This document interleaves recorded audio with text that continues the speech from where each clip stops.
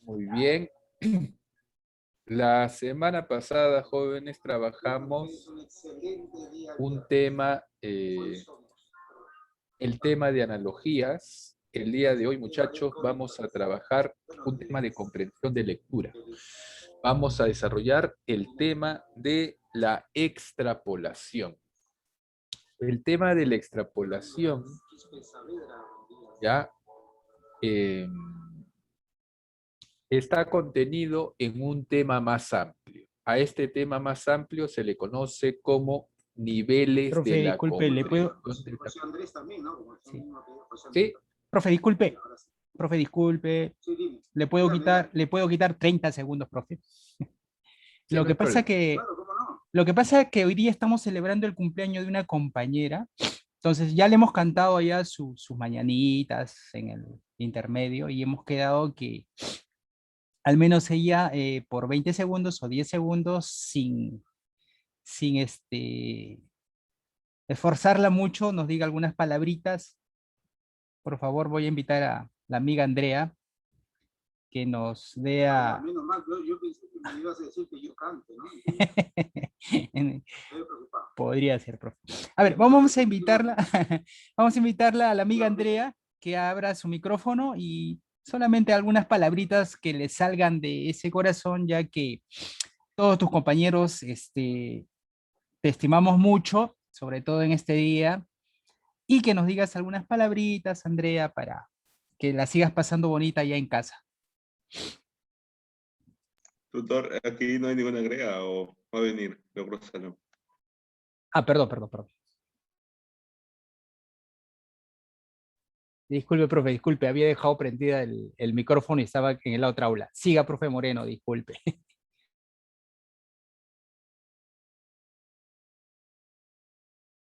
Ah, no era en esta aula. No, profe. Ay, estaba perdido, que no sabía qué estaba pasando. Bueno, muy bien. A ver, jóvenes. Entonces, les decía que el día de hoy, jovencitos, vamos a desarrollar un tema de comprensión de lectura, el tema de la extrapolación, ¿ya? El tema de la extrapolación, que está incluido en un tema más amplio. A este tema más amplio se le conoce como los niveles de la comprensión de lectura. Y nosotros sabemos que existen tres niveles de la comprensión de lectura. El nivel literal, el nivel inferencial y el nivel de la extrapolación. El día de hoy vamos a desarrollar el tercer nivel de la comprensión de lectura, el nivel de la extrapolación. Muy bien, para desarrollar la clase, jovencitos, voy a compartirte, como de costumbre, unas diapositivas donde vamos a tener la teoría y algunos ejemplos, y luego vamos a desarrollar los ejercicios del material que tú tienes. Muy bien, jovencitos, vamos a comenzar de una vez. Voy a compartirte las diapositivas. Espérame unos segundos.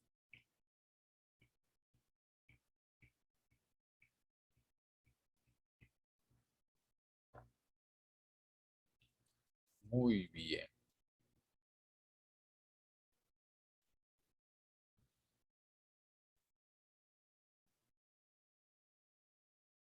A ver, jovencitos.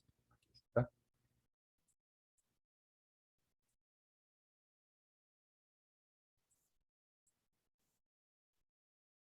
Ya está. Muy bien, jóvenes. El día de hoy, entonces, vamos a desarrollar el tema de la extrapolación. Muy bien. A ver, jovencitos. Perfecto. A ver, jovencitos, antes de definir lo que es la extrapolación, antes de definir lo que es extrapolar también, vamos a recordar algunos conceptos que tienen que ver con el tema que vamos a desarrollar el día de hoy. Muy bien, en primer lugar, jóvenes, el tema de la extrapolación está contenido en un tema más amplio. A este tema más amplio se le llama los niveles de la comprensión de lectura. Tenemos tres niveles de la comprensión. El nivel literal o explícito, el nivel inferencial o implícito y el nivel de la extrapolación. Muy bien. Hoy nos vamos a enfocar en este tercer nivel, pero vamos a recordar brevemente en qué consisten los dos niveles anteriores. El nivel literal, jóvenes, señoritas, hace referencia a aquella información que se va a encontrar en el texto expresada de forma clara, de forma notoria, de forma visible, de forma evidente. Para recuperar, para comprender esa información literal, el lector no va a tener que hacer ningún proceso mental profundo. Con una lectura superficial va a poder captar esta información. Con una lectura rápida va a poder comprender la información explícita. Muy bien. Las preguntas de comprensión de lectura que van a indagar sobre si el lector es capaz de comprender la información literal van a ser sencillas de desarrollar, porque con una lectura superficial, con una lectura rápida, el lector va a poder comprender esta información. ¿Por qué? Porque se encuentra en la superficie del texto. Se encuentra expresada de forma clara, notoria en el texto. Muy bien. Ahora, el segundo nivel de la comprensión de lectura es el llamado nivel inferencial o implícito. El nivel inferencial o implícito, jóvenes, hace referencia a aquella información que se encuentra expresada en el texto como la información literal, con la diferencia de que va a estar oculta, va a estar escondida, va a estar entre líneas. ¿Está bien?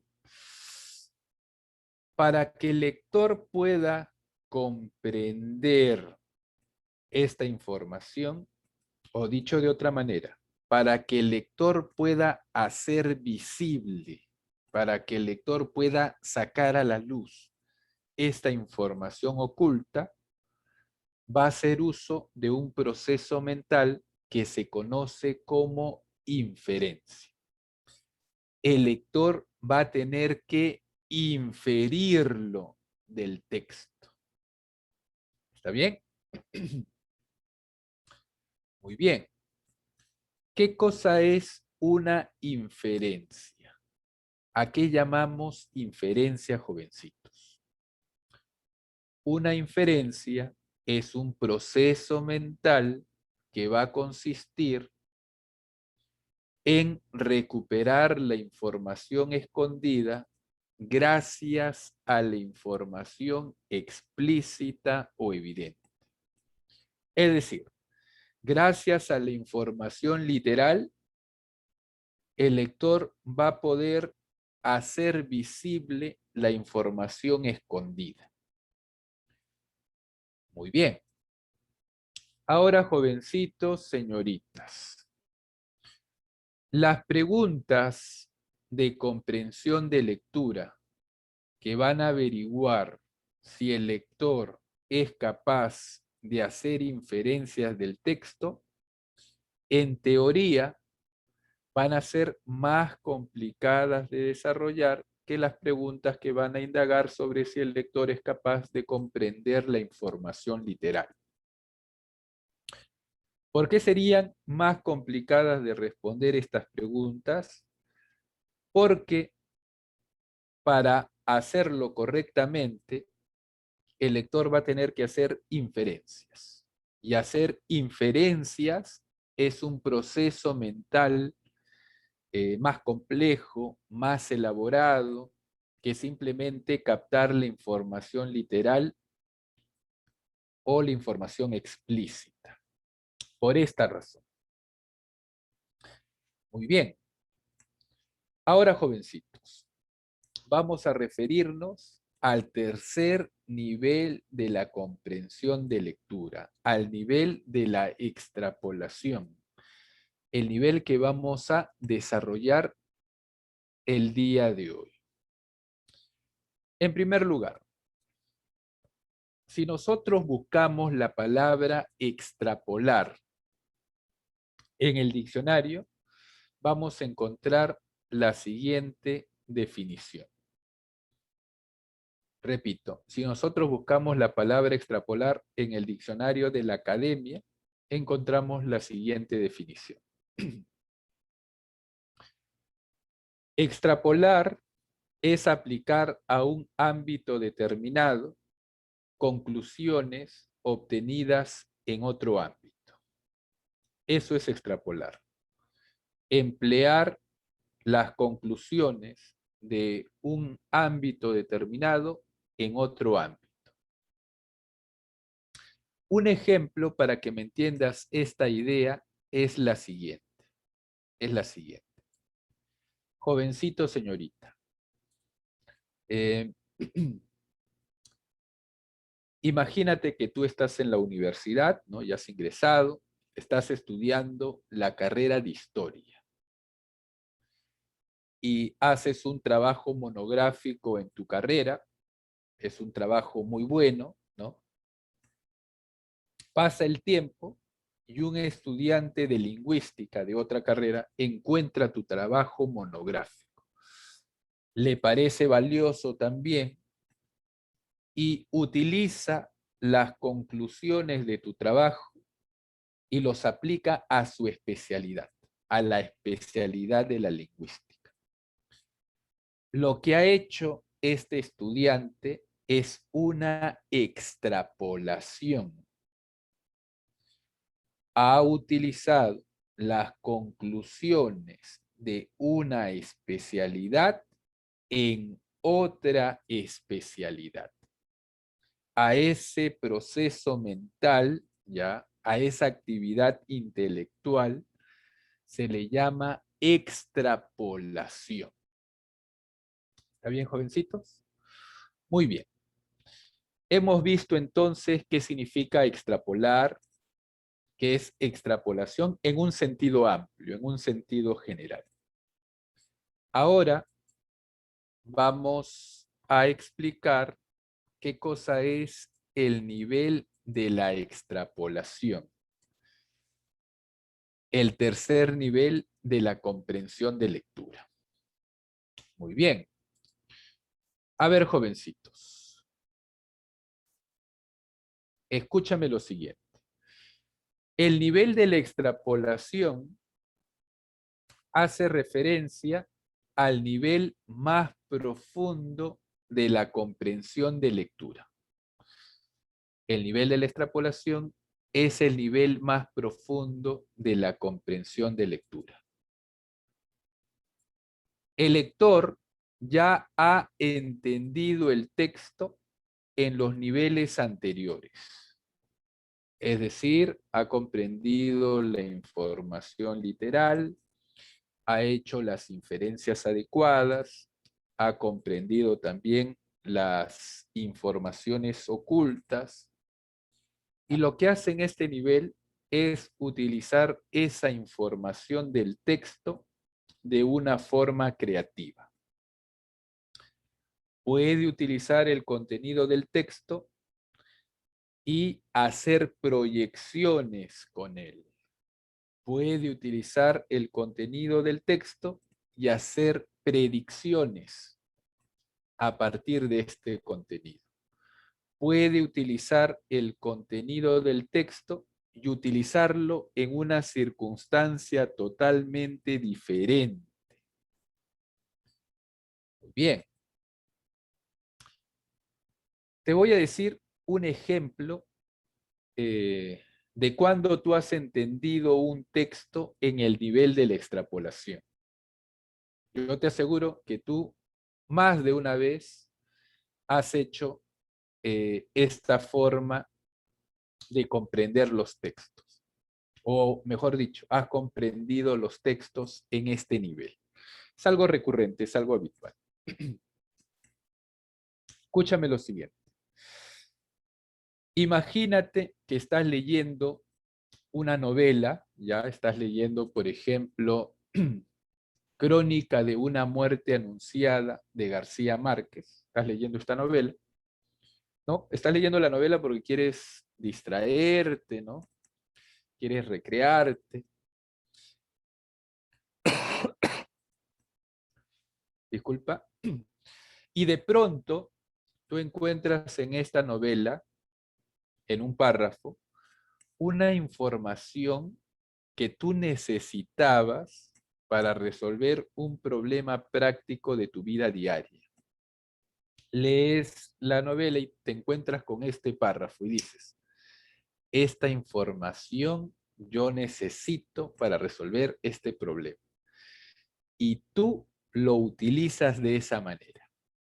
Si eso te ha sucedido alguna vez, has entendido el texto en este tercer nivel.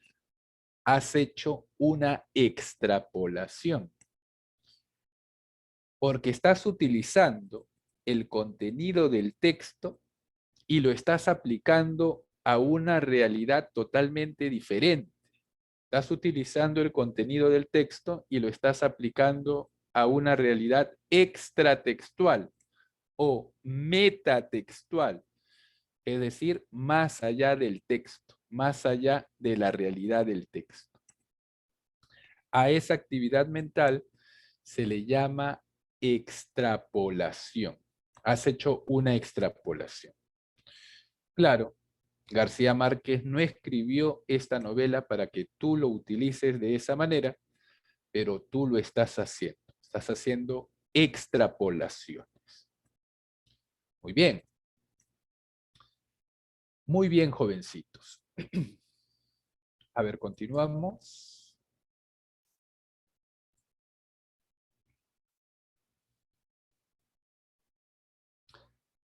Aquí tenemos alguna información extra sobre lo que es la extrapolación. Es una operación cognitiva por la cual el lector lleva a cabo un viraje con el fin de contrastar el contenido del texto con cierta información extratextual ajena al texto, a fin de evaluar si es admisible o productiva. Muy bien, jovencitos. Cuando hablamos de extrapolación en comprensión de lectura, nos vamos a referir a dos tipos de preguntas, dos formas de preguntas del nivel de la extrapolación. ¿Cuáles son estos tipos de preguntas? La siguiente.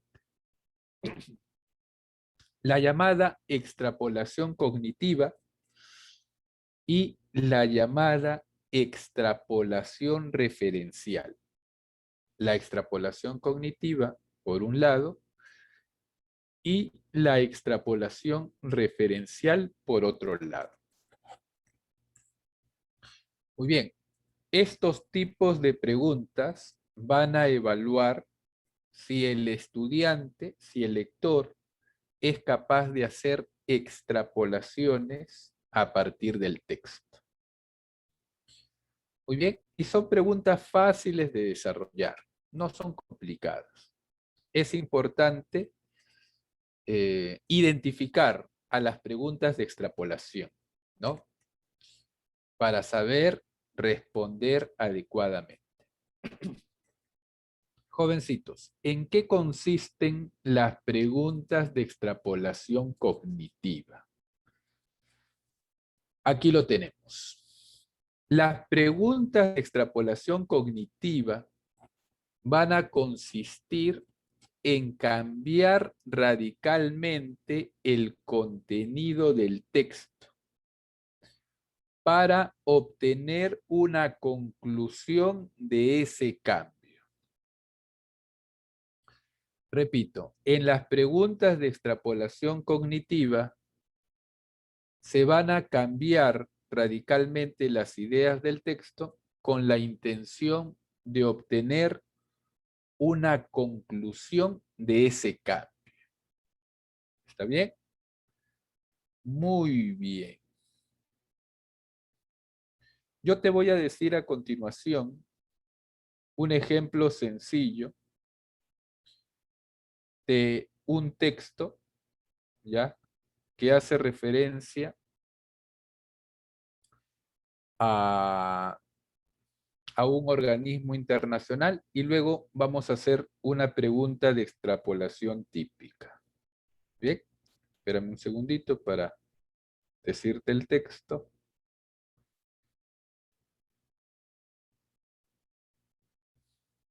Muy bien. A ver, jovencitos. El texto es el siguiente, cortito, ¿ya? El texto es el siguiente. Amnistía Internacional es un organismo que se encarga de velar por los derechos humanos.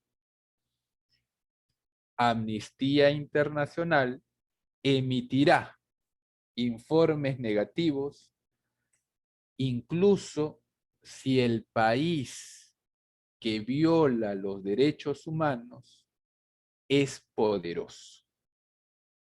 Nada más, 2 oraciones. Ese es mi texto. Escúchame lo siguiente, luego yo te voy a hacer una pregunta. En el texto se nos dice que existe un organismo llamado Amnistía Internacional que se encarga de proteger los derechos humanos.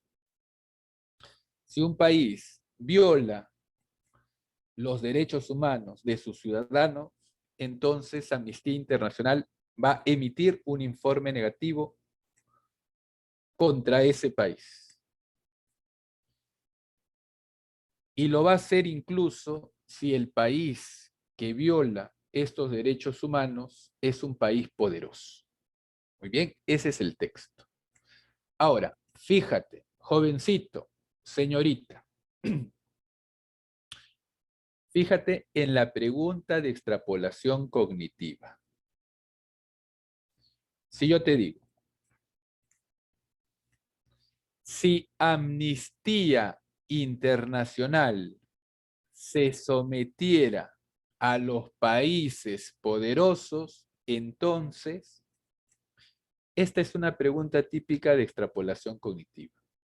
Si Amnistía Internacional se sometiera a los países poderosos, entonces, fíjate que en la pregunta se está cambiando radicalmente lo que sostiene el texto.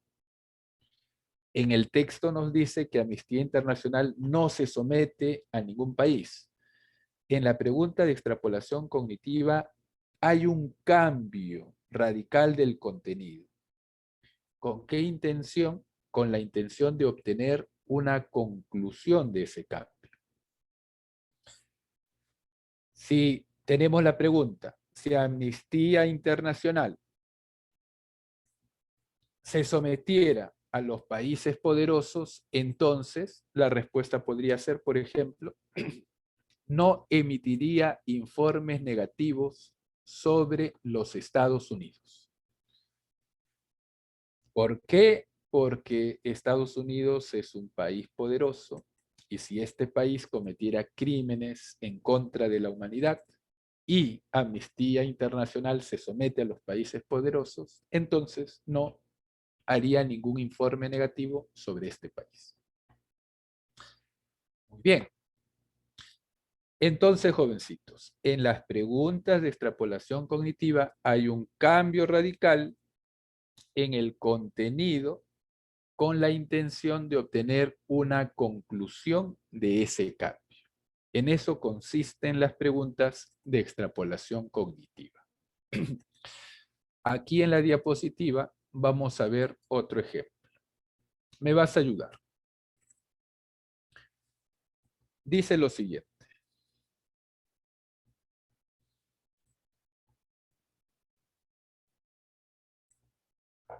Según René Descartes, el conocimiento se origina en la intuición racional. Por ello, Descartes se opone a la tesis empirista, según la cual la fuente del conocimiento es la experiencia, los datos de los sentidos.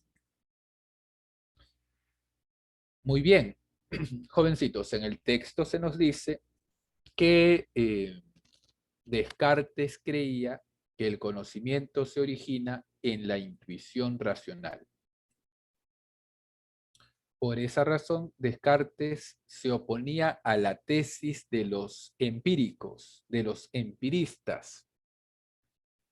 Ellos sostenían que el conocimiento se obtiene de los datos obtenidos por la experiencia, de los datos obtenidos por los sentidos.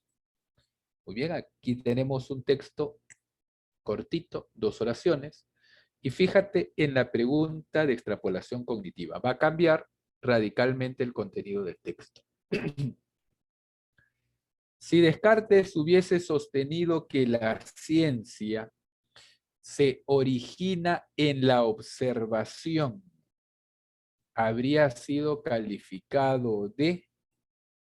¿Cuál es la respuesta aquí, jóvenes?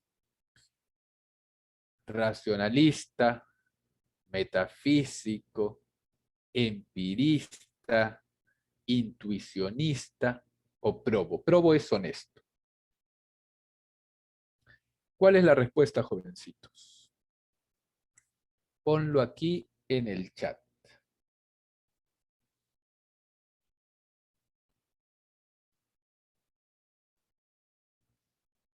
La de intuicionista.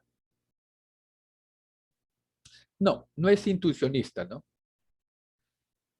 En el texto sí. Según el texto, él es intuicionista, ¿no? Según lo que dice el texto. Pero fíjate en la pregunta. Si Descartes hubiese sostenido que la ciencia se origina en la observación,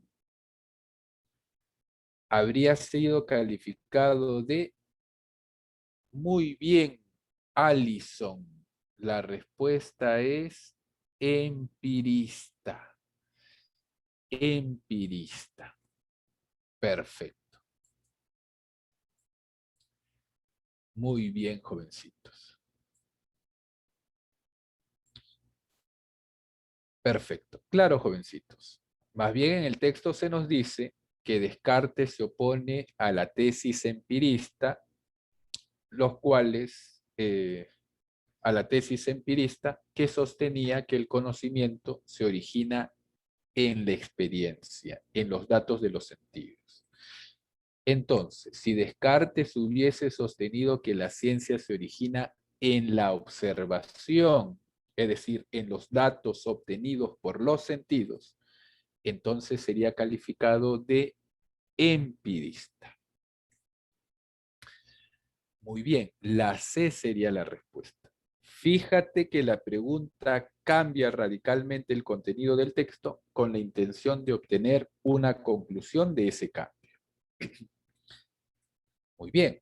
Ahora, jovencitos. En las preguntas de extrapolación, ya sea cognitiva, que acabamos de ver, o la extrapolación referencial que vamos a ver, las respuestas a estas preguntas, a pesar de que nos van a sacar de la realidad del texto, tienen que ser coherentes con lo que dice el texto. Las respuestas que demos a las preguntas de extrapolación deben ser consistentes con lo que el texto señala. Si tú ves que una respuesta que has dado a una pregunta de extrapolación no coincide, no es coherente con el texto, entonces la respuesta es errónea. ¿Está bien? Muy bien, jovencitos. Continuamos. El otro tipo de pregunta sobre la extrapolación es la llamada extrapolación referencial o de condición supuesta. Jovencitos, en la pregunta de extrapolación referencial no se va a cambiar radicalmente el contenido del texto. Lo que se va a cambiar es el referente. Es decir, lo que puede cambiar es la época, el espacio, la disciplina, la especialidad, el lugar, etc.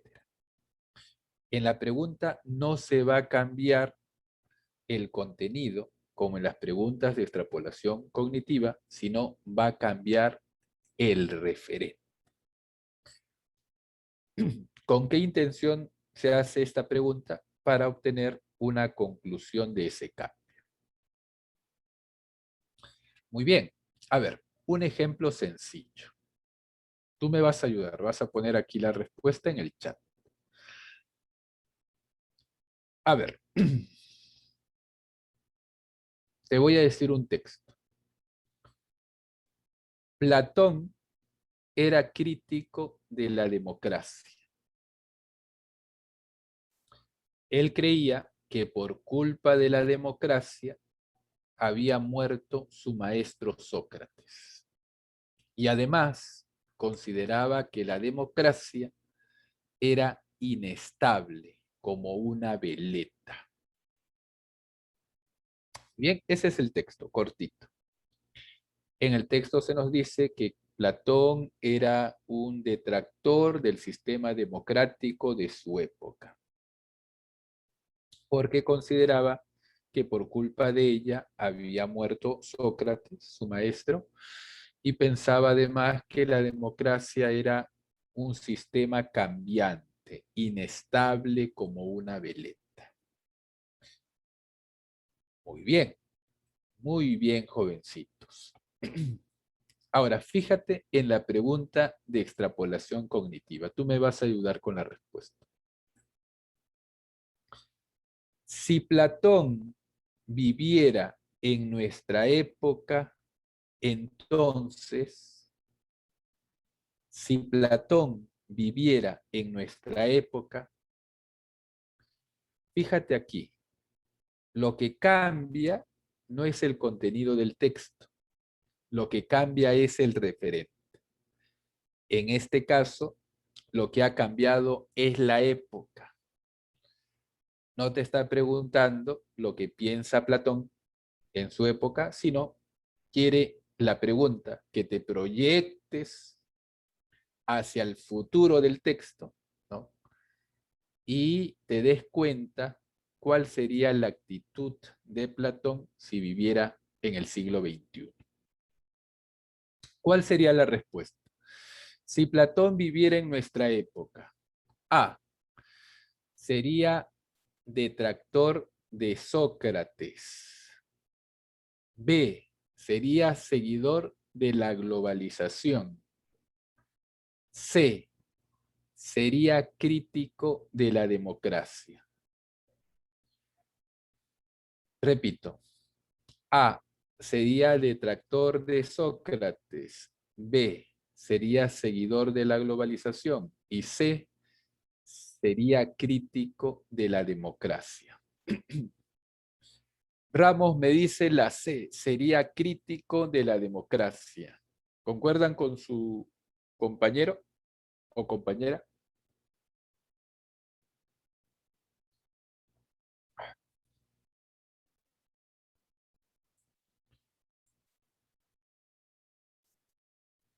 ¿Cuál será aquí la respuesta? ¿Qué pasaría si Platón revive y estuviera entre nosotros? ¿Sería crítico de Sócrates? ¿Sería seguidor de la globalización? ¿O sería crítico de la democracia? Jovencitos, aquí la respuesta sería la C. Sería crítico del sistema democrático de nuestra época. No nos olvidemos que las respuestas de las preguntas de extrapolación, a pesar de que te sacan de la realidad del texto, tus respuestas tienen que ser consistentes con lo que dice el texto, ¿no? Entonces, jovencitos, si a Platón no le gustaba que el sistema democrático era cambiante, inestable, como una veleta, y el sistema democrático actual tiene las mismas características, es inestable, cambiante, como una veleta, entonces probablemente Platón, si viviera en el siglo XXI, sería crítico, sería detractor del sistema democrático de nuestra época. ¿Está bien? Muy bien. Fíjate que lo que se está cambiando no es el contenido del texto, sino el referente. Perfecto. Muy bien, jovencitos. Ahora vamos a ver otro ejemplo. Vamos a leerlo y vamos a responder la pregunta.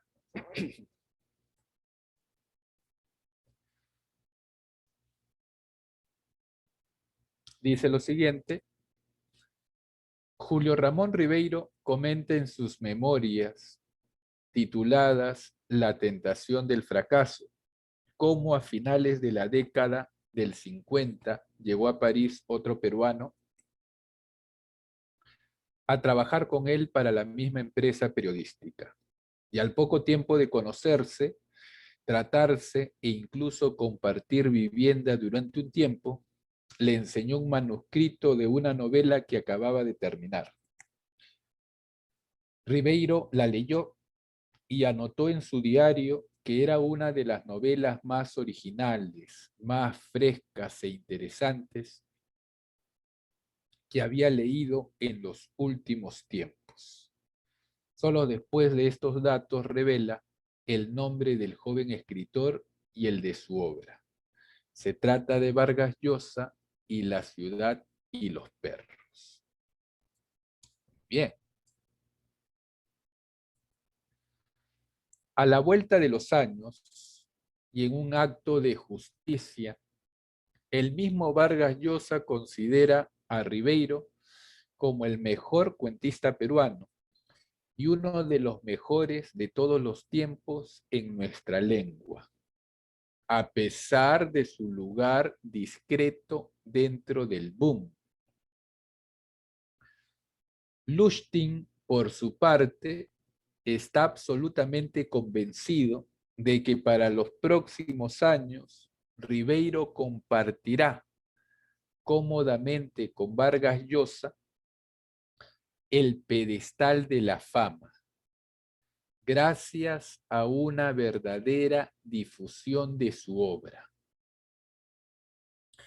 Y Miguel Gutiérrez opina que Ribeiro es uno de los mayores maestros del cuento de la lengua española del siglo XX, al lado de Borges, Rulfo, Cortázar, Onetti y García Márquez. Muy bien, jovencitos. En el texto se nos dice que Ribeiro creía que la primera novela de Vargas Llosa era una de las más originales, frescas, que había leído en los últimos años. Es decir, Ribeiro tenía en alta estima por lo menos su primera obra, por lo menos la primera novela de Vargas Llosa. Luego se nos dice que Vargas Llosa, en un acto de justicia, consideraba también que Ribeiro era el mejor cuentista del Perú y uno de los mejores cuentistas en lengua castellana. Muy bien.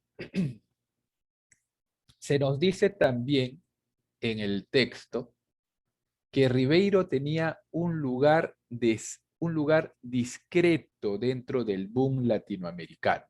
Es decir, no tenía un lugar destacado, como sí lo tenía Vargas Llosa. Luego se nos dice que Lustig, un crítico, está absolutamente convencido de que para los próximos años Ribeiro compartirá cómodamente con Vargas Llosa el pedestal de la fama gracias a una verdadera difusión de su obra. A ver, jovencitos. Entonces, de este texto podemos inferir lo siguiente: que Ribeiro no es tan famoso como Vargas Llosa, por ejemplo, porque su obra no se había difundido como debió haberlo sido. Y es por eso que sostiene Lustig que en un futuro, cuando la obra de Ribeiro se difunda, va a ser tan famoso como Vargas Llosa. Entonces, el lugar discreto que tenía Ribeiro dentro del boom se debe a la poca difusión de su obra, no a otras razones. ¿Está bien? Fíjate aquí, en la pregunta de extrapolación referencial. Si Ribeiro hubiese nacido en Argentina, muy probablemente, ¿qué hubiese pasado? Fíjate que aquí te están cambiando el referente, el lugar de nacimiento. Ribeiro ya no nace en Perú, sino nace en Argentina. Si Ribeiro hubiese nacido en Argentina, entonces, muy probablemente, ¿qué hubiese pasado, jovencitos? Sería tan famoso como Vargas Llosa, tendría que haber escrito muchas novelas, hubiese tenido un lugar discreto dentro del boom, sería intrascendente en el Perú, no habría escrito ningún tipo de memoria. ¿Cuál será la respuesta? Ramos me dice la D. ¿Será esta la respuesta? ¿O habrá otra? Jara también la D. No, no es la respuesta. Porque aquí se menciona, por ejemplo, a García Márquez, Onetti, Cortázar, Rulfo, Borges, que sí tienen mucha influencia en Perú y no son peruanos. Entonces, si Ribeiro hubiese nacido en Argentina, muy probablemente sería intrascendente en el Perú. No. Esta idea contradice lo que sostiene el texto y no podemos hacer eso. En el texto nos dice, jovencitos, que si Ribeiro no tenía un lugar destacado dentro del boom, no fue por su lugar de origen, ¿no? No se debe a que era peruano, sino, tampoco se debe a que era mal escritor, no. Se debe a que su obra no fue difundida de una forma adecuada. ¿Cuál sería entonces? Si Ribeiro hubiese nacido en Argentina, entonces muy probablemente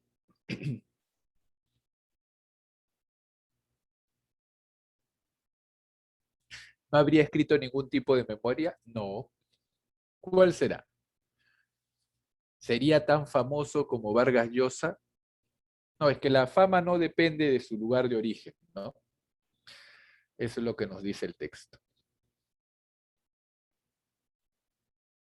¿Cuál será, jovencitos?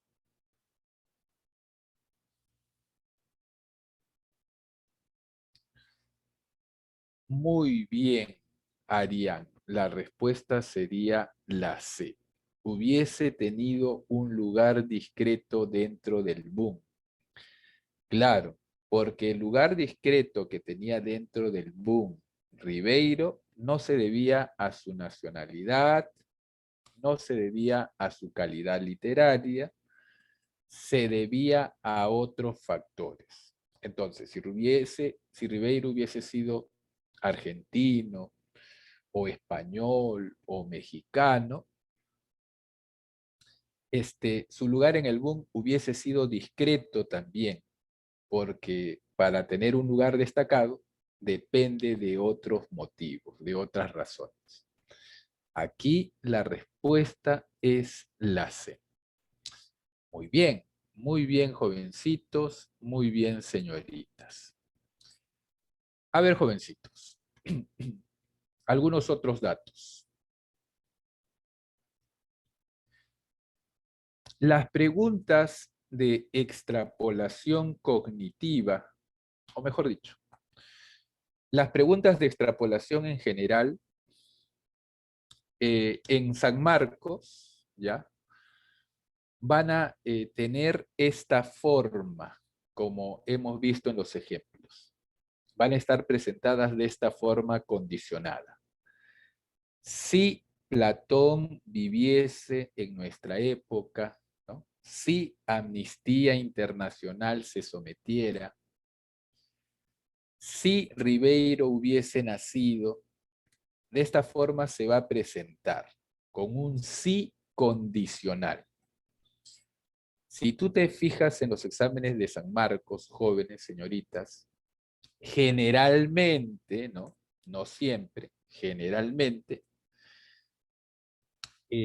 las preguntas están divididas de esta manera. 2 preguntas son del nivel literal, ¿no? Son sobre el nivel literal, son las más fáciles de hacer. Las 2 siguientes son sobre el nivel inferencial. Y la última es sobre el nivel de la extrapolación. Si tú te fijas en las preguntas de San Marcos, en la última siempre tienes esta forma de interrogar. Sí, con este sí condicional, que es la pregunta de extrapolación. Muy bien, ahora,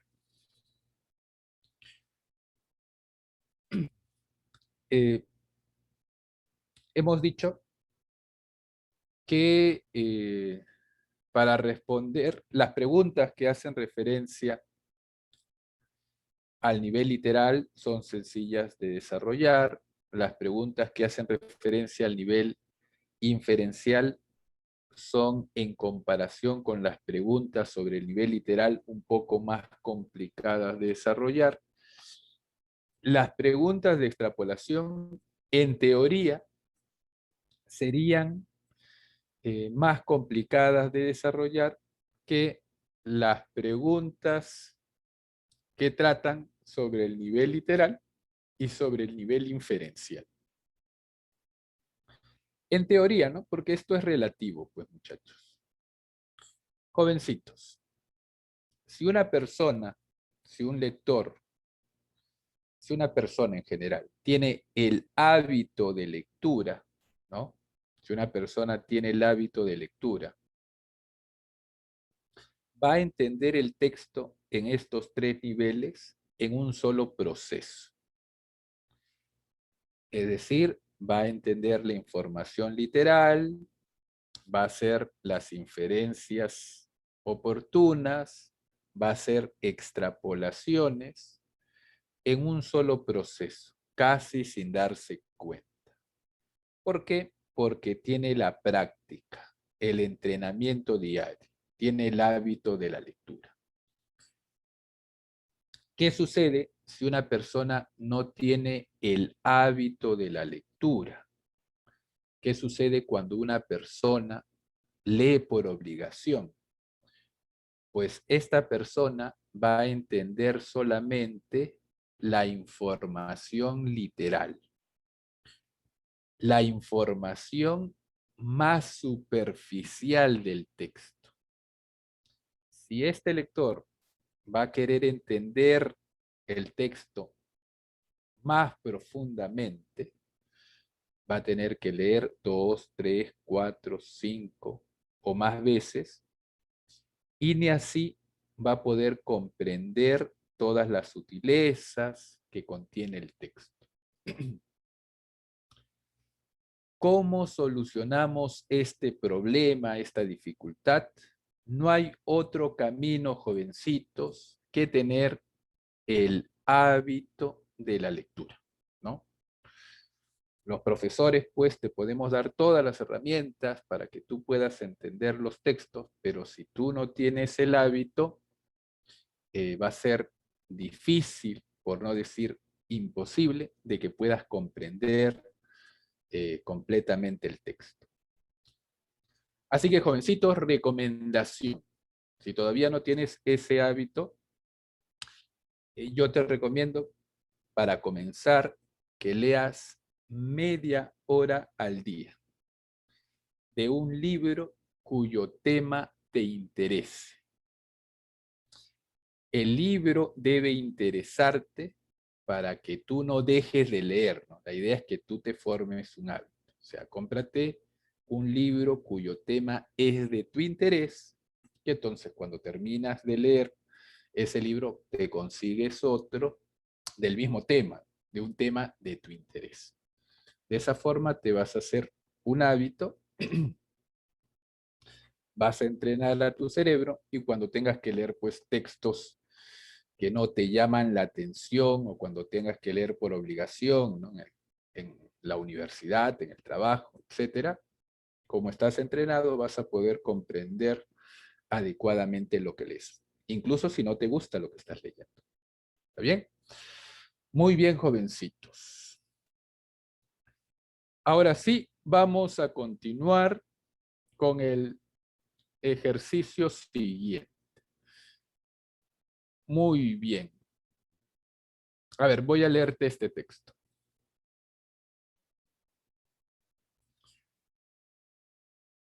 Provista de un músculo muy fuerte para mover el pulgar, el abductor, la mano humana puede ejercer diversos tipos de presión. Esencialmente, la mano se adapta al trabajo que debe hacer y no a la herramienta, lo cual se manifiesta al manejar un desarmador, por ejemplo. Si la mano se amoldara a la herramienta y no al trabajo implicado, ¿qué sucedería? Pregunta de extrapolación cognitiva. ¿Cuál es la respuesta aquí, jovencitos?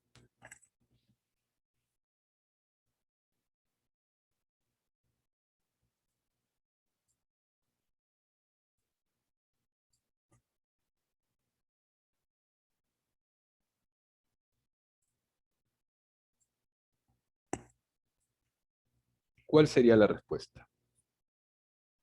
En el texto nos dice que la mano es versátil, es hábil, porque se adapta al trabajo y no se adapta a la herramienta.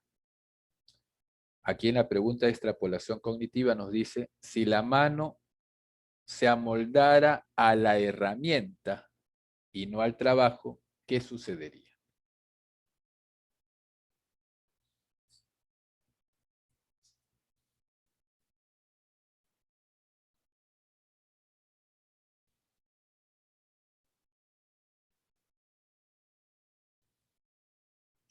¿Cuál sería la respuesta?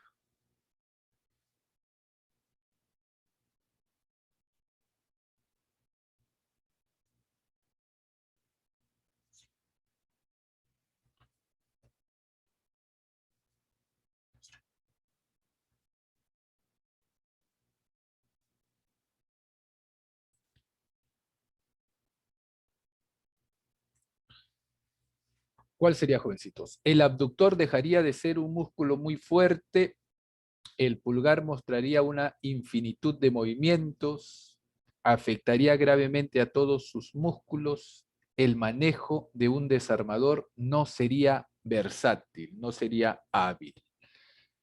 ¿Qué sucedería, muchachos?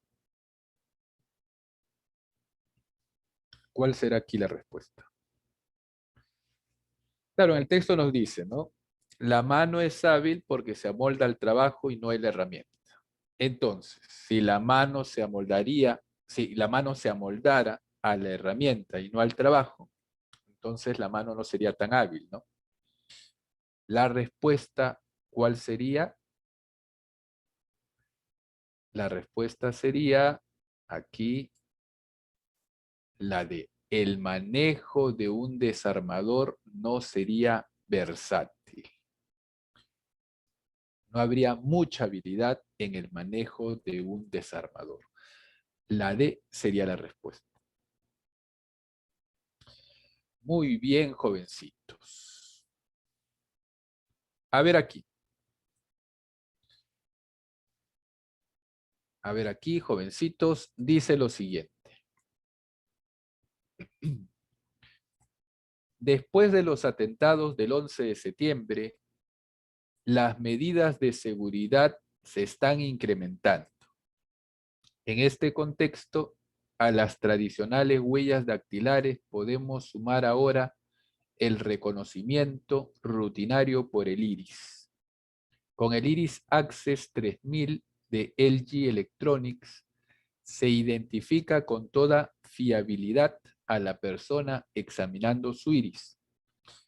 El individuo que tenga acceso libre debe registrarse previamente grabando su iris en el dispositivo, con uno de sus ojos reflejado en el aparato a una distancia de 7,25 centímetros. Muy bien. Si al grabar su iris una persona lo hace a una distancia de 10 centímetros, ¿qué sucedería, jovencitos? Debería reflejar su otro ojo a una distancia aún mayor. El reconocimiento por el iris dejaría de tener utilidad. El dispositivo Iris Access sería incapaz de identificarla. El dispositivo tendría que examinar sus dos ojos o todas las anteriores.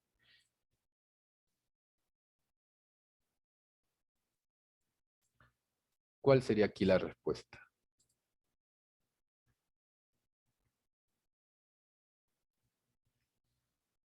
La C, me dice Jara.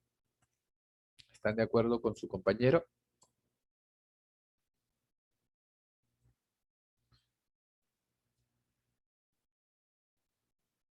¿Cuál será la respuesta, muchachitos?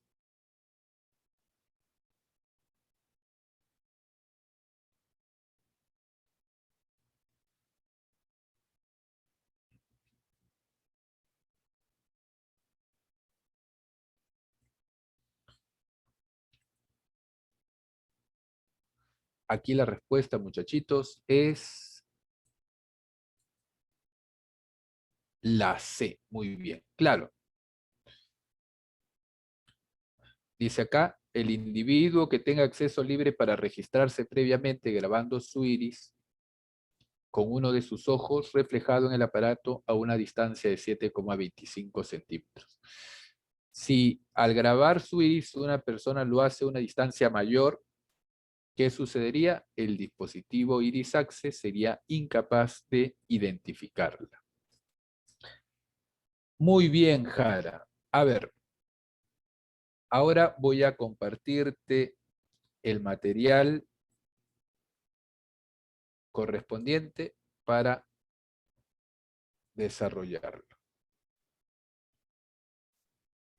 Espérame unos segundos, jovencitos. Me van a ayudar con la lectura de los textos, ¿ya? Como la vez pasada. A ver, a ver, a ver. Ya está, aquí está.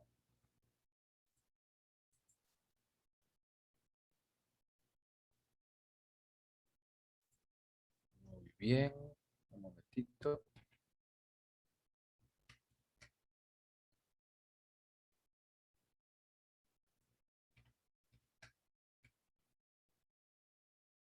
Perfecto.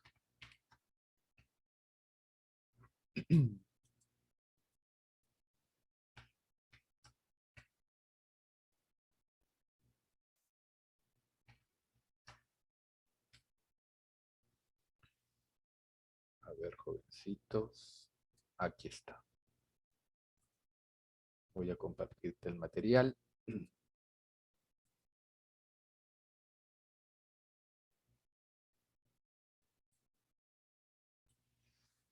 Muy bien. A ver, jovencitos, necesito un voluntario o una voluntaria que me lea el texto, por favor. Voluntario, voluntaria. Profe, yo puedo. Ahí está, muy bien, Jara. Me vas a ayudar con la lectura. Ya. La evolución mediante la selección natural, el concepto central de la obra de toda la vida de Charles Darwin. Es una teoría, una acerca del origen de la adaptación, la complejidad y la diversidad entre las criaturas vivientes de la Tierra. Si usted es escéptico, desconoce la terminología e ignora las abundantes pruebas. Tal vez hasta se sienta tentado a expresar que es tan solo una teoría. En el mismo sentido, la relatividad, tal como la describió Albert Einstein, es solo una teoría. La idea de que la Tierra gira alrededor del Sol y no al revés, ofrecida por Copérnico en 1543, es una teoría. La deriva de los continentes es una teoría. Y la existencia, estructura y dinámica de los átomos, teoría atómica.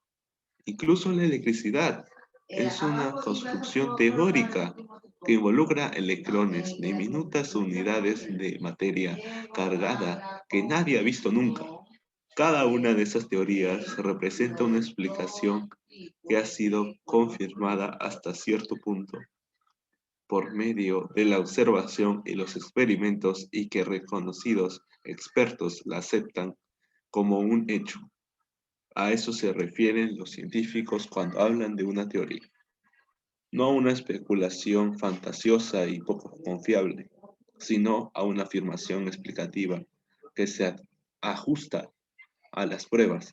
Aceptan dicha explicación con confianza, pero solo de manera provincial la toman como la mejor visión disponible de la realidad, cuando menos hasta que aparezca una mejor explicación o bien datos incompatibles. Muy bien, Jara. Muy bien, jovencitos. Aquí tenemos un texto sencillo de entender. ¿No? Nos dice que nos dice en el texto que hay personas que no entienden muy bien esta expresión de ser solamente una teoría. En la parte final del texto se nos dice, cada una de estas teorías representa una explicación que ha sido confirmada hasta cierto punto por medio de la observación y los experimentos, y que reconocidos expertos la aceptan como un hecho. A eso se refieren los científicos cuando hablan de una teoría, no a una especulación fantasiosa y poco confiable, sino a una afirmación explicativa que se ajusta a las pruebas. Aceptan dicha explicación con confianza, pero solo de manera provisional. La toman como la mejor visión disponible de la realidad, cuando menos hasta que aparezca una mejor explicación o bien datos incompatibles. Muy bien, jovencitos. Si la teoría de la evolución de Darwin se sustentara solo en la especulación, ¿qué sucedería? ¿Cuál sería aquí la respuesta? Los escépticos la considerarían provisional, para los expertos tendría un valor relativo carecería de relevancia en el ámbito científico o estaría plagada, estaría llena de una serie de contradicciones. ¿Cuál será la respuesta? Pregunta de extrapolación cognitiva, ¿no? En el texto se nos dice que una teoría no es solamente fruto de la especulación, sino que es una explicación con pruebas firmes, por lo menos hasta cierto punto, hasta que aparezca una teoría mejor. Entonces, si la teoría de la evolución de Darwin se sustentara solo en la especulación, es decir, no tuviera pruebas firmes, ¿qué sucedería? ¿Cuál será aquí la respuesta, jovencitos? Allison me dice la C. Carecería de relevancia en el ámbito científico. Muy bien, la respuesta es la C. Porque no sería una teoría, pues para ser una teoría debería tener pruebas, ¿no?, que confirmen lo que se está planteando. Por lo menos hasta cierto punto, que confirmen hasta cierto punto. Muy bien, la C sería la respuesta. En la siguiente. Si un experto, mediante la observación o experimentación, descubriera datos incompatibles con la teoría de la relatividad, ¿qué sucedería acá?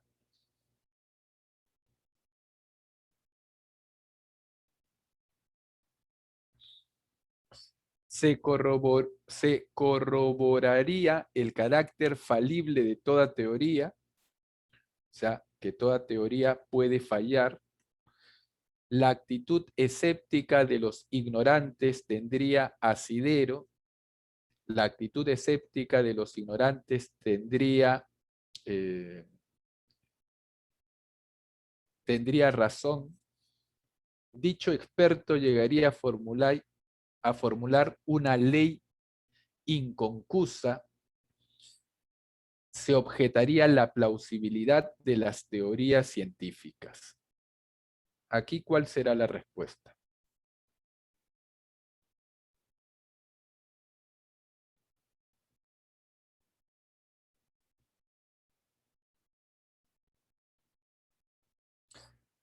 La B, la actitud escéptica de los ignorantes tendría asidero, tendría razón, tendría certeza.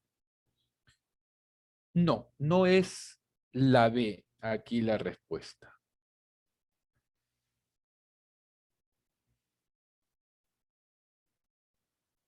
En el texto nos dice que las teorías son tomadas como verdaderas hasta cierto punto. Estas teorías se cambian por otras cuando aparece una mejor explicación, una mejor teoría, o cuando aparecen datos que van a contradecir a la teoría que se acepta como verdadera. Entonces, si un experto mediante la observación o experimentación descubriera datos incompatibles con la teoría de la relatividad, si aparecen algunos datos que contradicen la teoría de la relatividad, ¿qué sucedería?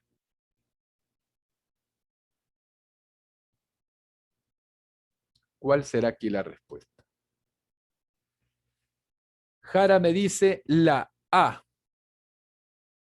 Y la A es la respuesta. Se corroboraría el carácter falible de toda teoría. Claro, jovencitos, las teorías pueden ser falibles. Las teorías no son verdades absolutas. En la ciencia, en realidad, lo que se cree, lo que se sostiene, no es una verdad absoluta. Es simplemente una verdad probable. Si aparece una teoría mejor, esa verdad probable es desplazada por la otra. Muy bien. Aquí la respuesta entonces será la A. Muy bien, Jara. A ver, continuamos. Texto 2. Un voluntario o una voluntaria que me lea este texto, por favor. A ver quién me ayuda. Voluntario, voluntaria. Para que no sea un monólogo, para que ustedes también participen, muchachos. El alumno Toledo quiere, profe. Toledo quiere. A ver, ¿quién quiere participar? Si no hay voluntario o voluntaria, yo voy a elegir al azar. ¿Está bien? Un jovencito o una señorita. No hay voluntarios, entonces voy a elegir. Como ya he leído un joven, ahora le toca el turno a una señorita. ¿Está bien? Me va a ayudar la señorita Diana Misari. Diana, por favor, lee el texto siguiente.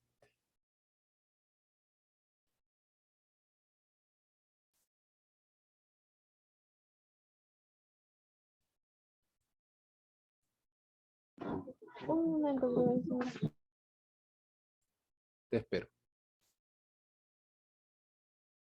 Ok. En general, los que estamos dedicados al quehacer de la investigación científica del hombre, como todos los demás, somos un producto natural del ambiente en el cual nos desenvolvemos, con todas sus perspectivas y sus limitaciones. Cada momento histórico delimita y conforma las características de las gentes, de las personas que participan dentro de este y cada momento. Esto presenta para el científico social un compromiso necesario e ineludible con el momento y en el lugar donde actúa, pues de otro modo tendría que negar la necesaria dependencia que existe entre el hombre y la sociedad que lo mantiene, entre el hombre y el ambiente que lo rodea. Por eso la independencia, la neutralidad del historiador frente a su momento histórico. Neutralidad, independencia, imparcialidad, que ha sido y es preconizada sobre todo en lo relativo a las relaciones sociales de dependencia, llamémosle relaciones políticas, económicas, etc.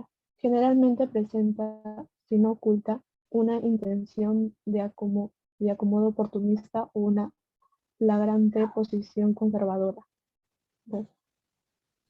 Muy bien, señorita. ¿Correcto?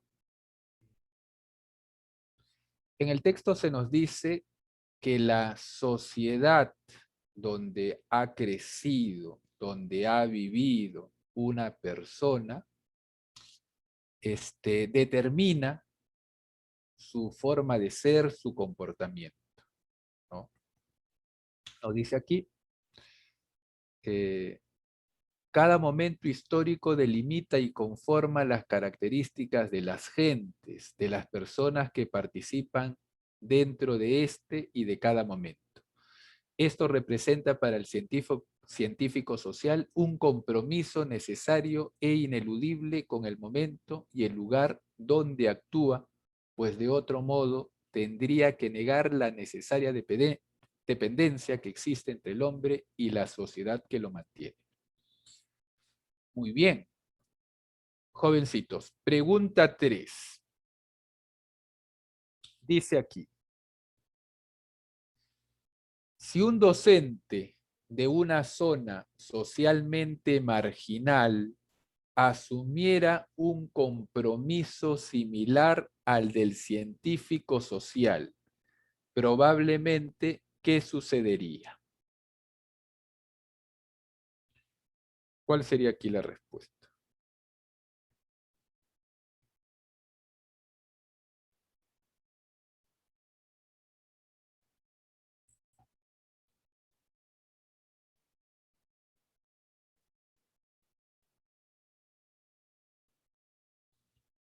¿Cuál sería aquí la respuesta, jovencitos?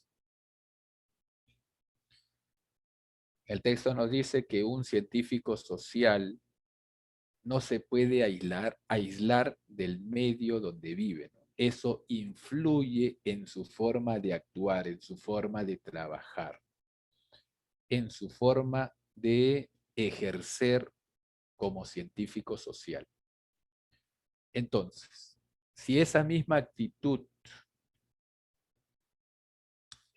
lo tendría un docente de una zona socialmente marginal, ¿qué sucedería? ¿Cuál será aquí la respuesta? Si un docente de una zona socialmente marginal asumiera un compromiso parecido al del científico social, probablemente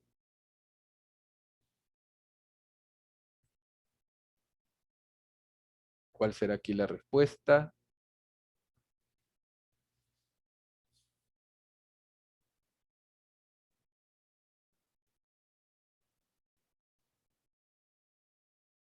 Pues este docente tendría que conocer la problemática del lugar donde vive, ¿no?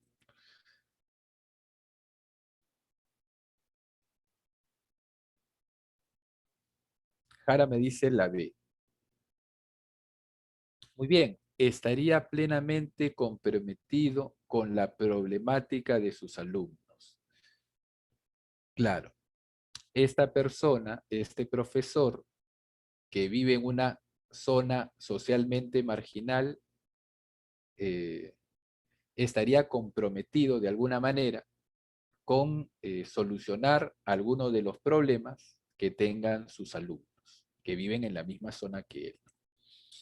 Muy bien, la B es la respuesta. Muy bien, jovencitos. A ver, continuamos. Texto 3. ¿Voluntario o voluntaria? Jovencitos, pónganlo aquí en el chat. ¿Quién quiere participar con la lectura? Toledo me dicen, pero él tiene que ofrecerse, pues Jara, tiene que ser voluntario. Toledo tiene que manifestarse. A ver, a ver, a ver. Bueno, voy a elegir yo. Una señorita, ahora le toca a un joven. A un joven. ¿Me va a ayudar? Cruz Barrientos. Jovencito, ¿me escuchas?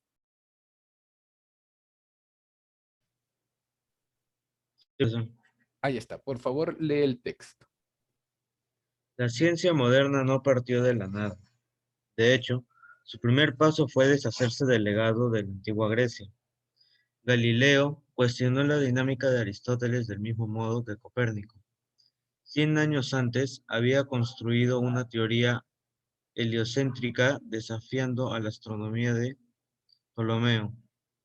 Para ser exactos, debemos notar, sin embargo, que la revuelta de los pioneros de la ciencia moderna no iba dirigida contra el legado de la ciencia griega, en cuanto tal, sino contra la petrificación de sus principios, en especial de la doctrina de Aristóteles, con que el escolastismo medieval les había obsequiado. Fue una revuelta contra la ciega aceptación de esa estéril pedantería libresca, que había divorciado completamente la ciencia de la naturaleza del mundo de los fenómenos. No era tanto ataque a opiniones científicas concretas, cuanto a una demanda a favor de un enfoque científico nuevo, lo quizá debiéramos llamarlo un renacimiento científico.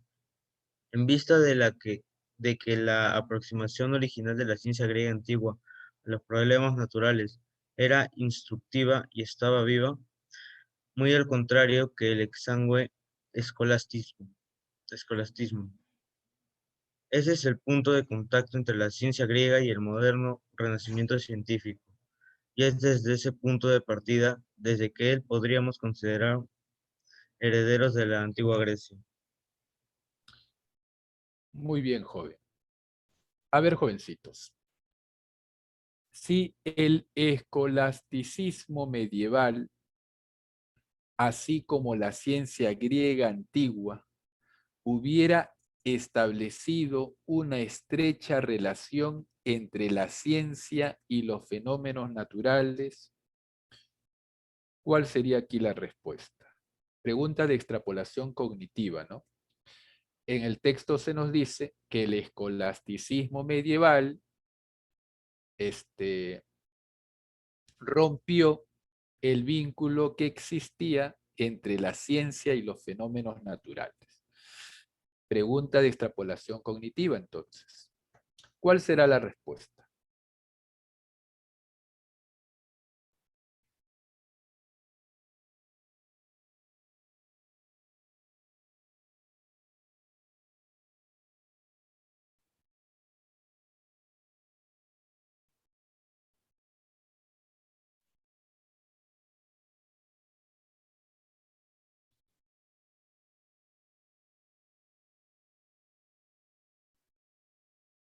¿Cuál será la respuesta?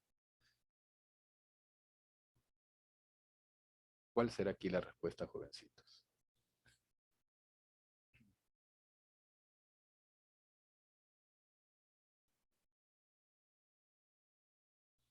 En el texto nos dice, jovencitos, que la aparición de científicos en el principio de la Edad Moderna se opusieron a las teorías de los científicos griegos. Y se opusieron a ellos no porque creyeran, no por una rebeldía sin fundamento, sino que ellos consideraban que algunos conocimientos que se creían ciertos en la Edad Media se habían solidificado y ya no había ese vínculo con las teorías y la realidad que trataban de explicar. Entonces, por eso, ellos se rebelaban contra esta forma de entender a la ciencia. Dice aquí, no era tanto ataque a opiniones científicas concretas, cuanto una demanda a favor de un enfoque científico nuevo, o quizá debiéramos llamarlo un renacimiento científico. Muy bien, entonces, ¿cuál sería la respuesta? Si el escolasticismo medieval, así como la ciencia griega antigua, hubieran establecido una estrecha relación entre la ciencia y los fenómenos naturales, ¿cuál será la respuesta? ¿Cuál sería la respuesta? La D, me dice Jara. ¿Están de acuerdo, jóvenes, señoritas? El renacimiento científico se dio, dice, porque estos nuevos científicos se proponían encontrar una relación estrecha entre sus investigaciones científicas y la realidad. Eso había ocurrido antes, en la antigüedad, ¿no? En la época de los griegos. Pero en la Edad Media eso se rompió, nos dice el texto. Entonces, aquí la respuesta, muy bien, Jara, es la D. Si el escolasticismo medieval hubiera establecido una estrecha relación entre la ciencia y los fenómenos naturales, entonces el moderno renacimiento científico habría tenido raíces en la Edad Media. La D sería la respuesta. Muy bien, jovencitos, muy bien, señoritas. Vamos a continuar con el texto siguiente. Muy bien. Ahora me va a ayudar con la lectura una señorita. A ver, voy a elegir esta vez a la señorita. A ver. Urbino Villalobos. Señorita, ¿me escuchas? Sí, profesor. Muy bien. Lee el siguiente texto, por favor.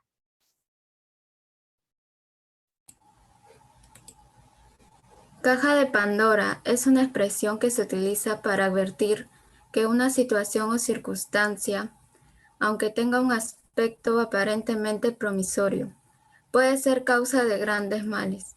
En la mitología griega, según el relato de Hesíodo, Pandora, nombre que significa literalmente todos los dones. Fue la primera mujer creada por Hefestos, en cumplimiento del mandato de Zeus. Fue moldeada con suma belleza de la arcilla, y los dioses la dotaron con muchas y atractivas cualidades, entre ellas la facultad de hablar, la fuerza de la vida y las facciones de las diosas, las armas de Minerva y la astucia de Mercurio. Hermes la trajo a la tierra, provista de una caja que contenía toda clase de males y un solo bien, la esperanza, con el encargo de castigar a la humanidad por el robo del fuego cometido por Prometeo. A pesar de las advertencias de Prometeo a su hermano Epimeteo, este se casó con Pandora, quien abrió inmediatamente la caja y dejó escapar todos los males que desde entonces afligen a la humanidad. Solo quedó dentro de la caja la esperanza. Muy bien, señorita. En la pregunta 5. Si Epimeteo hubiese sido tan desconfiado como Prometeo, ¿qué hubiese sucedido?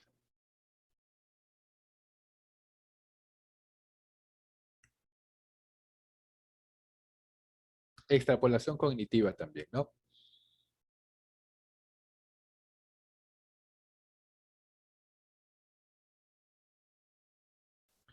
¿Cuál será aquí la respuesta?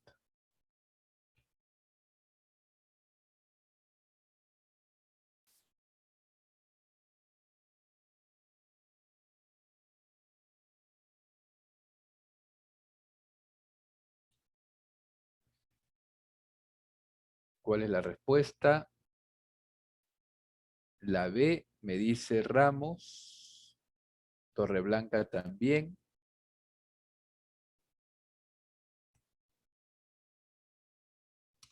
Muy bien, jovencitos. Aquí la respuesta es la B.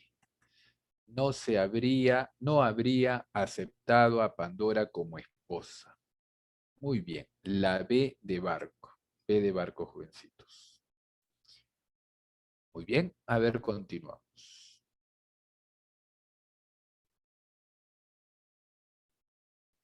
A ver, jóvenes.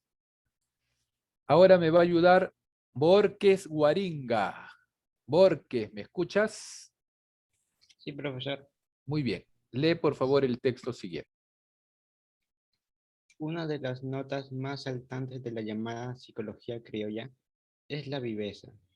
¿En qué consiste esta viveza?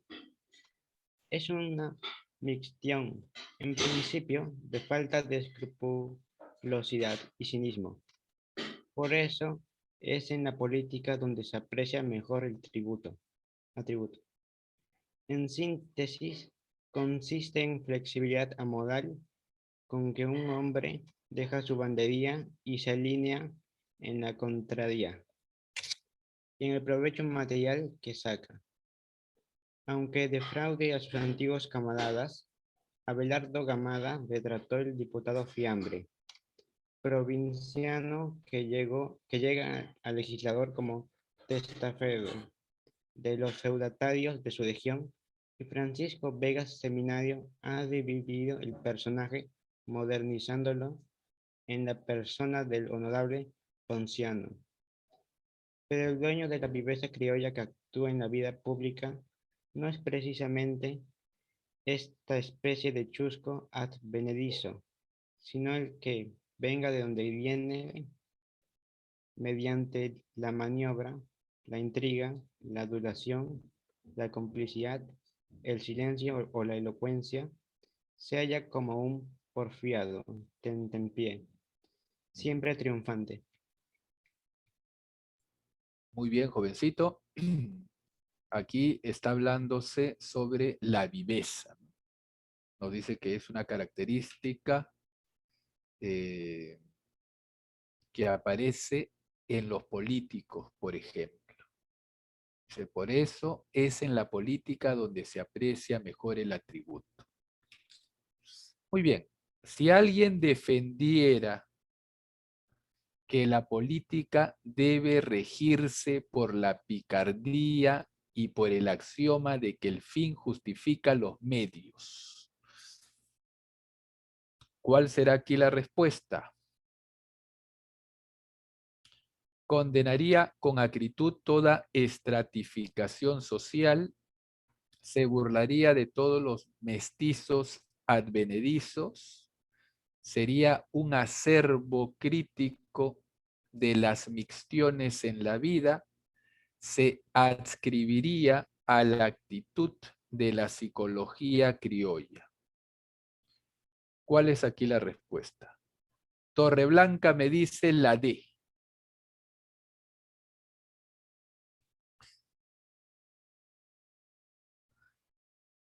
¿Están de acuerdo con su compañero?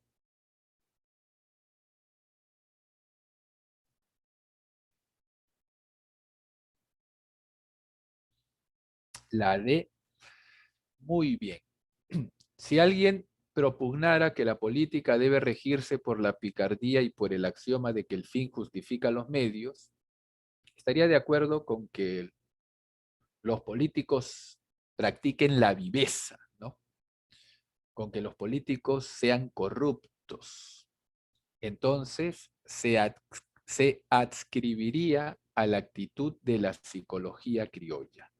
6, la D. D de dedo. Muy bien, jovencitos, vamos a continuar, vamos a leer el siguiente texto. A ver, aquí me va a ayudar. A ver, jovencitos. Me va a ayudar.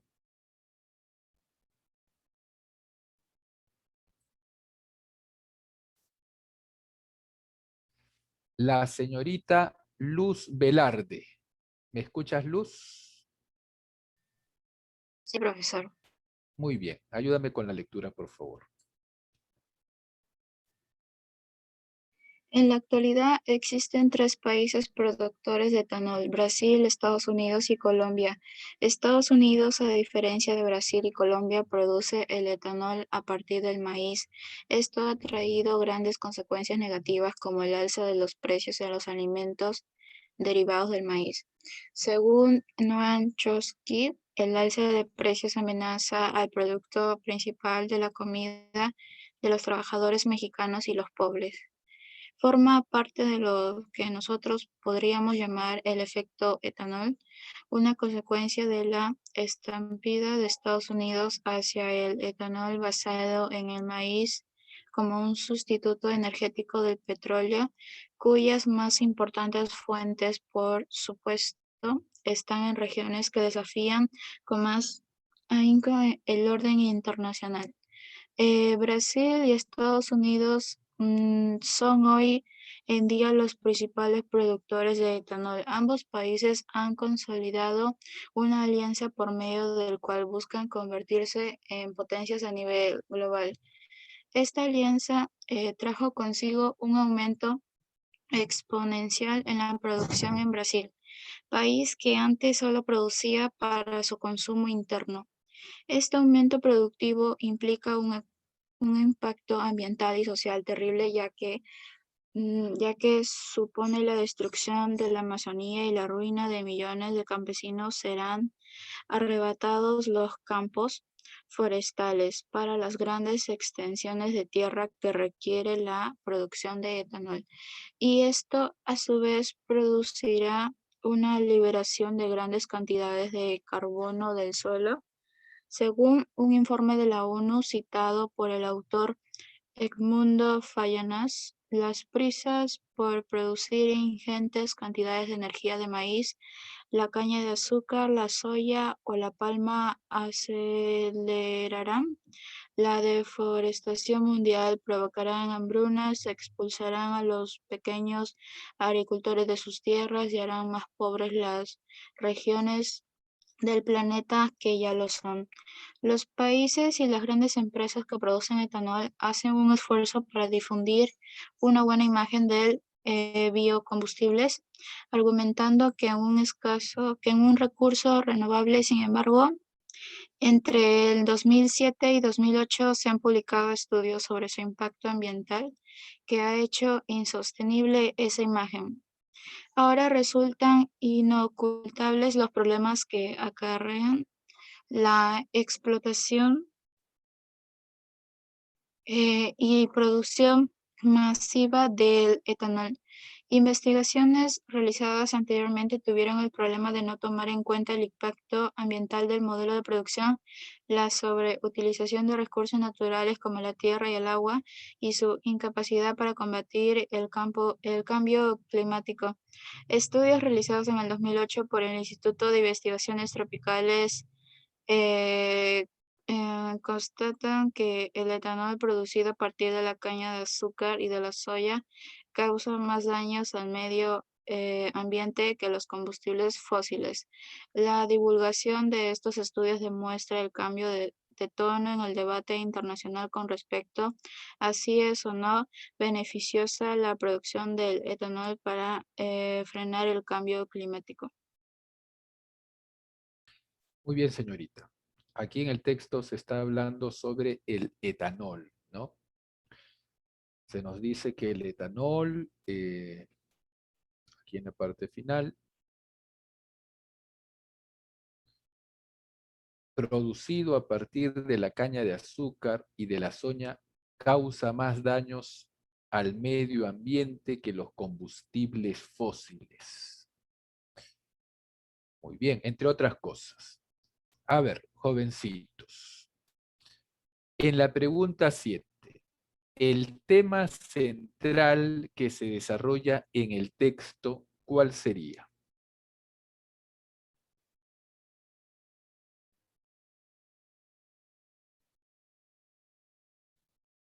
El tema central es el título, ¿no? ¿Cuál sería aquí la respuesta?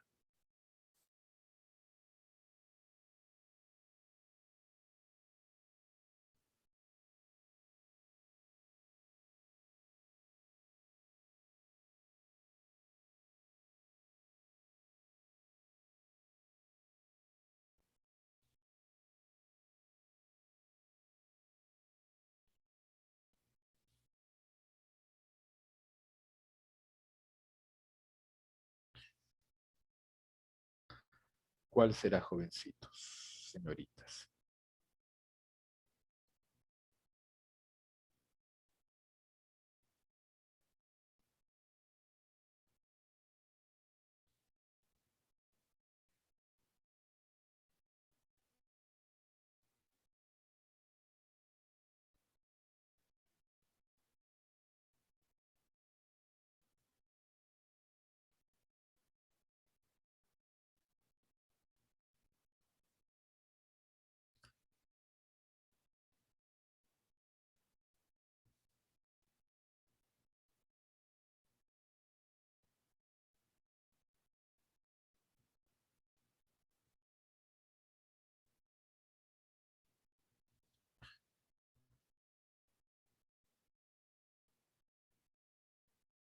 ¿Cuál sería, jovencitos?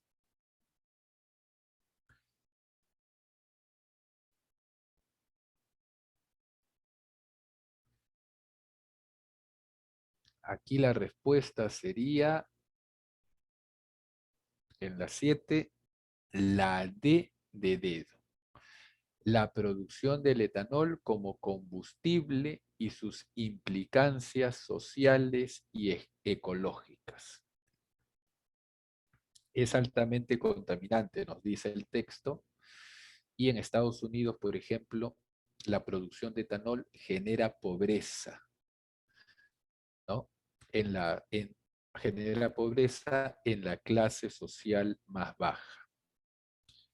Muy bien, a ver, pregunta 8. En el texto la palabra estampida alude a...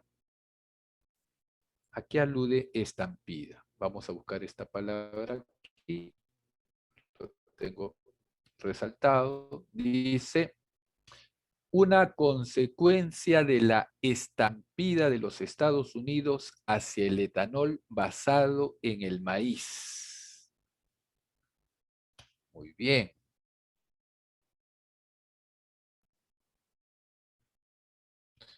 ¿Cuál será aquí la respuesta? En el texto la palabra estampida alude a...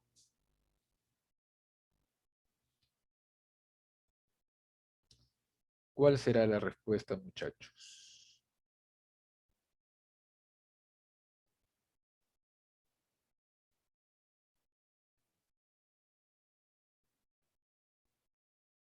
En el texto nos dice, ¿no?, que en Estados Unidos antes la fuente de energía se buscaba en otro tipo de producción, pero de pronto se cambiaron al etanol. En una estampida, dice.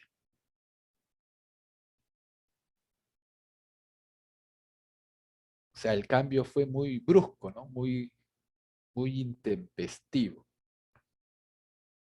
¿Cuál será aquí? Muy rápido también.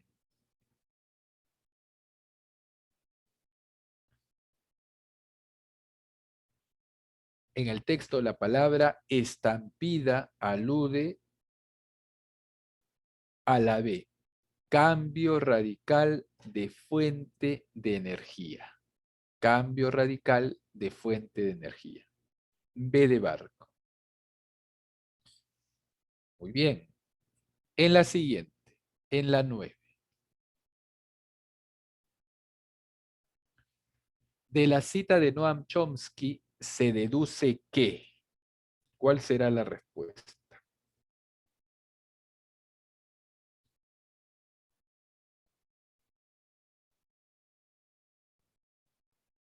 A ver, vamos a buscar aquí lo que dice Chomsky. Dice, el alza de precios amenaza al producto principal de la comida de los trabajadores mexicanos y los pobres. Forma parte de lo que nosotros podríamos llamar el efecto etanol.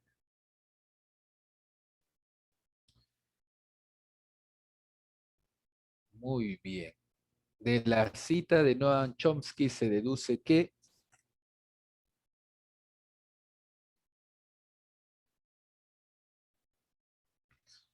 el uso del maíz en la producción de etanol, se nos dice en el texto, ha producido que los pobres se perjudiquen, ¿no?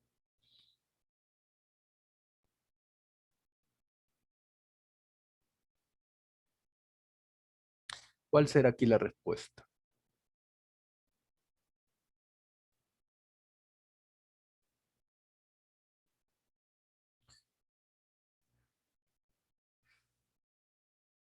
Aquí la respuesta, jovencitos, será la siguiente.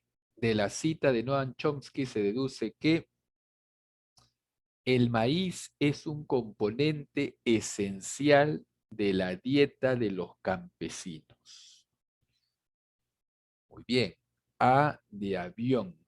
El uso del maíz en la producción de etanol perjudica a la dieta de los campesinos, de las personas más pobres. Por eso sería la A de avión. 9, la A. En la número 10, jovencitos. En torno al informe de la ONU, se infiere que aquel es... ¿Cuál será la respuesta?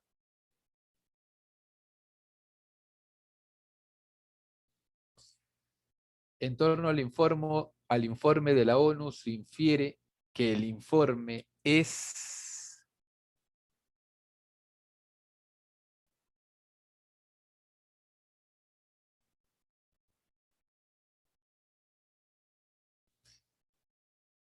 A ver, te ayudo. Aquí. En torno al informe de la ONU, se infiere que el informe es la D, soslayado por los países y empresas productoras de etanol como combustible. Estos países y empresas productores de etanol no hacen caso, soslayan, dejan de lado el informe de la ONU. Muy bien, la D es la respuesta. Las dos últimas, jovencitos. En la 11, es incompatible con el texto afirmar que la preservación del medio ambiente, cuando te pregunten por lo incompatible, se refieren a la oración que contradice al texto. Es incompatible con el texto afirmar que la preservación del medio ambiente, la D está garantizada suficientemente por los países productores de etanol. Todo lo contrario, ¿no? Los países productores de etanol no toman en cuenta los efectos negativos de la producción de este combustible. La D es incompatible con respecto al texto. Y la última, jovencitos, para concluir el día de hoy, dice lo siguiente: si Brasil llegara a convertirse en potencia mundial en la producción de etanol como combustible, ¿qué sucedería?